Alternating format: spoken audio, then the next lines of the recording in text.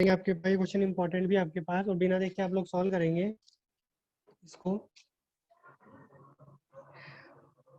NCERT exemplar का है जो क्वेश्चन आपके पास है वो आपके पास क्या है, एक्स स्क्वायर वाई माइनस का 2x वाई स्क्वायर, ठीक है।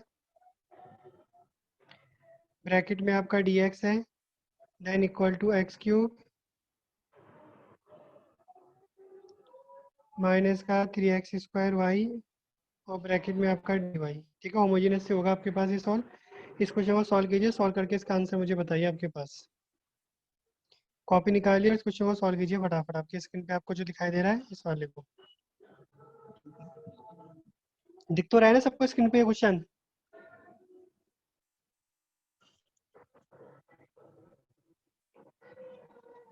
रहा होगा आपके पास। एग्जाम्पल नंबर 5 बेटा, इसको भी सॉल्व करना है आपके पास।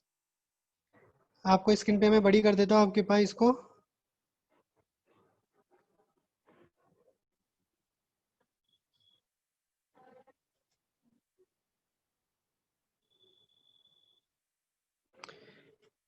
बेटा एग्जाम्पल नंबर 5 करना है आपको। एग्जाम्पल नंबर 5 ये आपका स्क्रीन पे दिखाई दे रहा है, ये वाला क्वेश्चन आपको अब सॉल्व करना है। अच्छा, कट हो रही है आवाज।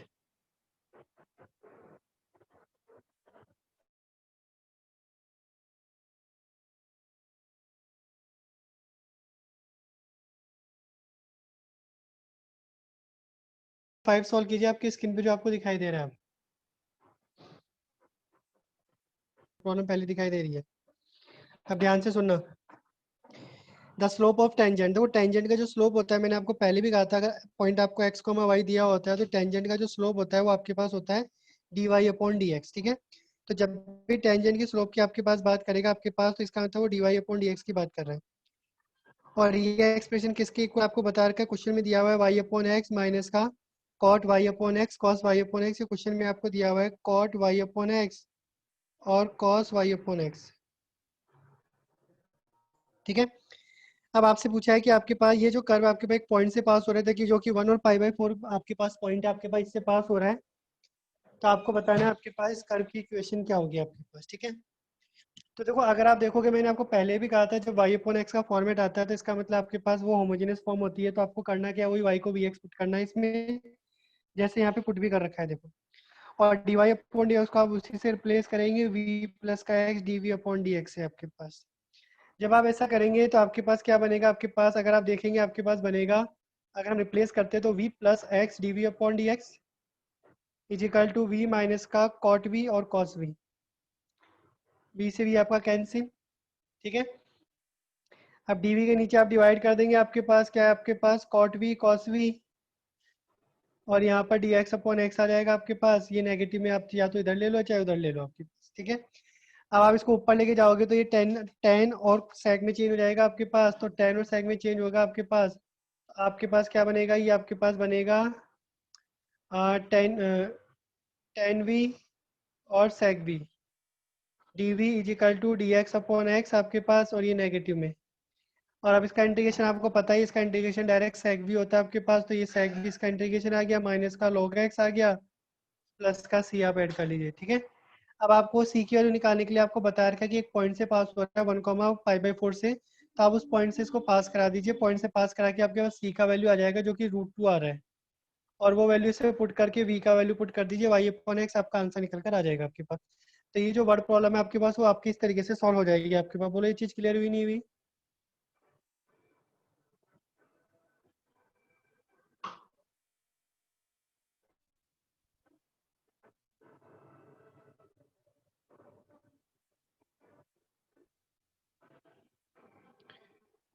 बेटा क्लियर हुआ नहीं हुआ ये? Yes sir. ओके। तो देखो वर्ड प्रॉब्लम भी आपको पूछी जा सकती है, तो वर्ड प्रॉब्लम में आपको इक्वेशन भी खुद बनानी होगी, उसके बाद आपको उसका डिफरेंशियल इक्वेशन आपके पास प्रोसेस पूरा सॉल्व करना होता है। अब मैं एक और वर्ड प्रॉब्लम की आपसे बात कर रहा हूँ आपके पास इसी तरीके से। ये आपके पास क्वेश्चन नंबर जो 7 है, वेरी इंपॉर्टेंट क्वेश्चन है, और आपके एनसीईआरटी का आपके पास क्वेश्चन आपके पास।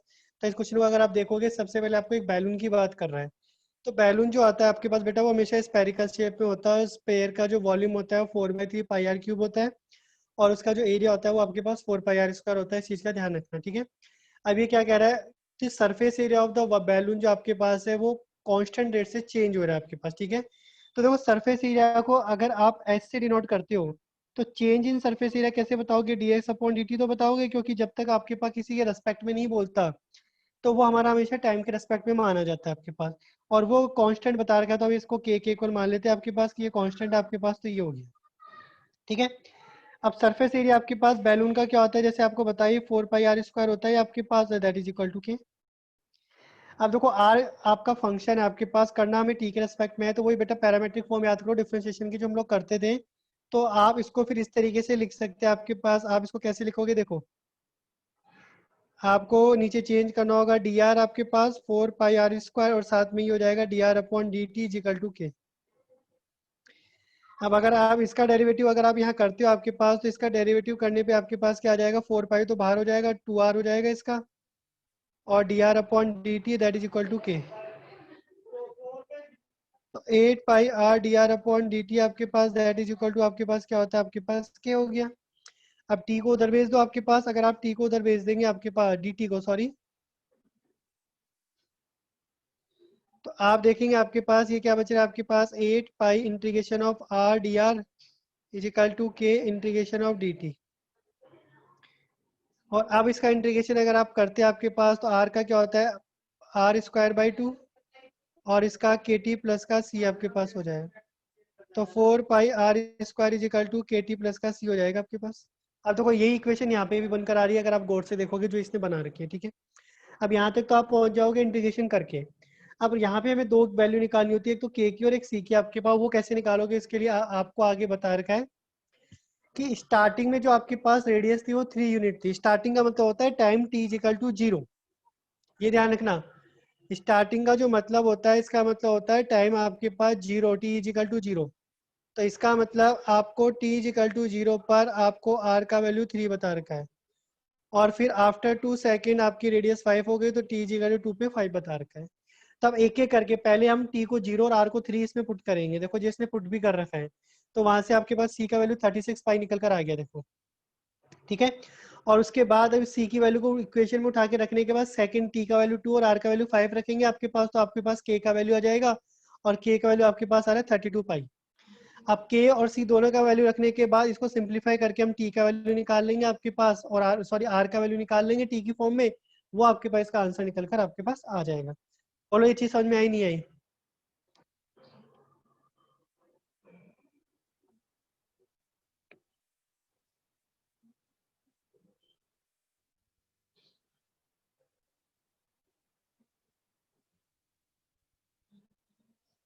नितिन, सर एक बार और बता दो। बेटा सबसे पहले आपको कह रखा है सरफेस एरिया आपका कांस्टेंट रेट से इन्फ्लेक्ट हो रहा है, इन्फ्लेटेड हो रहा है आपके पास, दैट्स मीन वो कांस्टेंट है आपके पास। तो सबसे पहली चीज हमने क्या की, dx अपॉन dt को हमने k के इक्वल माना। क्यों माना? क्योंकि सरफेस एरिया में चेंज आपको कांस्टेंट बता रखा है, तो हमने रख दिया ये रहा, ठीक है। अब इसके बाद सरफेस एरिया जो बैलून का होता है वो आपके पे स्फेरिकल शेप में होता है, वो 4 πr² होता है, वो हमने पुट किया। अब यहाँ पे पैरामेट्रिक फॉर्म लगेगी आपके पास, क्योंकि फंक्शन आर का और करना हमें टी के रेस्पेक्ट में, तो हम चेंज करेंगे। तो चेंज करने पे आपके पास इस तरीके से आ जाएगा, ठीक है। इसके बाद आप क्या करेंगे, आपके पास आप आर के रेस्पेक्ट में अपना अलग से डिफरेंशिएशन करेंगे और टी के रेस्पेक्ट में अलग से डिफरेंशिएशन करेंगे आपके पास, और आपकी एक इक्वेशन निकल कर आ जाएगी ये।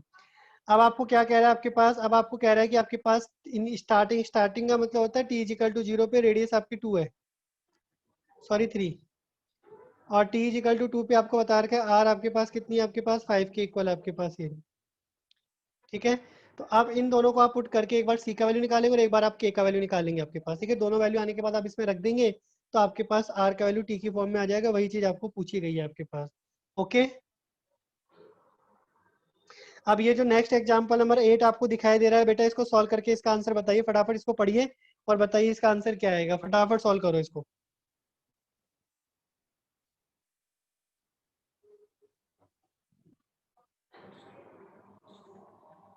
दिखाई दे रहा है आपको सोल्यूशन इसका? देखो इक्वेशन तक तो आपके पास आ गया होगा। उसके बाद वही देखो इसमें क्या कह रहा है, स्टार्टिंग में आपने 100 रुपये इन्वेस्ट किया है, उस 100 रुपये को इसने पी नोट माना है आपके पास, और वही आपके पास 10 साल बाद 200 रुपये हो जाता है आपके पास। तो मतलब स्टार्टिंग टी इक्वल टू 0 पे पी का वैल्यू आपके पास 100 है, और t इज इक्वल टू 10 पे p का वैल्यू वही आपका 200 हो जाएगा। तो ऐसे करके 2 पॉइंट मिलेंगे आपके पास, जो पुट करके आपको c का और k का जो भी आप r का जो भी वैल्यू निकालना है वो निकालेंगे और फिर अपना फाइनल आंसर बताएंगे आपके पास इसमें। तो इसमें कर रखा है, देखिए इस तरीके से।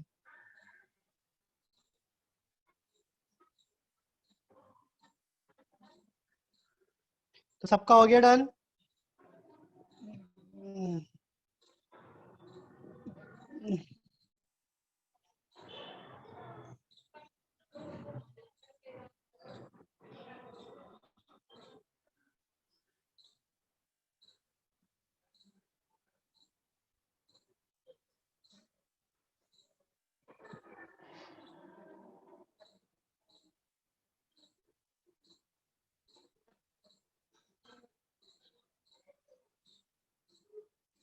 आपके पास जैसे ये वर्ड प्रॉब्लम, एक और आपके पास रेन ड्रॉप है।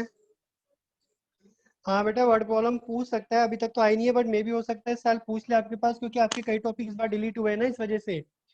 तो हो सकता है आपके पास इस बार पूछ ले, इस वजह से मैं आपको ये करा रहा हूँ कि आप कर लीजिए। आपके पास की करने में कुछ नहीं जा रहा है, क्योंकि अब बस ये 2 वर्ड प्रॉब्लम ही बची है, उसके बाद आपका ये चैप्टर फिनिश हो जाएगा। फिर हम लोग कल से नया चैप्टर शुरू करेंगे, आज से हम नया चैप्टर शुरू नहीं करेंगे, इसलिए आपकी आज क्लास भी मैं जल्दी छोड़ दूंगा थोड़ी सी, ठीक है। तो जैसे रेन ड्रॉप ड्रॉप की बात कर रहा, रेन ड्रॉप जो आपके पास होती है वो भी स्पेरिकल फॉर्म में होती है, और वो प्रोपोर्शनल टू बता रखा है इसका सरफेस एरिया, ठीक है। तो इसका मतलब रेन ड्रॉप जो एविपोरेट कह रहा है, मतलब वॉल्यूम में चेंज आएगा, वॉल्यूम में चेंज होगा वो सरफेस एरिया के प्रोपोर्शनल होगा, जैसे कि यहाँ पे मेंशन भी कर रखा है आपके पास, ये देखो dv upon dt proportional to s, आपके पास ये आपके पास इसके प्रोपोर्शन में होता है आपके पास, ठीक है। आप जैसे प्रोपोर्शन का साइन हटाओगे तो वहां पर एक कांस्टेंट लगाते हो। अब क्वेश्चन ये आ रहा है कि माइनस साइन क्यों आ रहा है बेटा, कोई चीज अगर आपसे जा रही है, आपके पास एवोपरेशन का मतलब क्या होता है, भाप बन के उड़ जाना कोई चीज, तो आपके पास से चीज चली गई, मतलब वॉल्यूम में कमी हुई है आपके पास। तो अगर वॉल्यूम में आपके पास कमी हुई है, आपके पास मतलब कम हुआ है आपके पास, तो हम नेगेटिव साइन यूज करते हैं, इसलिए नेगेटिव साइन यूज किया है। अब वॉल्यूम का फॉर्मुला लिख दिया और सरफेस एरिया का फॉर्मुला लिख दिया, दोनों का दोनों फॉर्मुला यहाँ पे आपके मेंशन कर दिया, आपके पास लिख दिया, ये देखो, ठीक है। अब दोनों के दोनों आपके पास यहाँ लिखने के बाद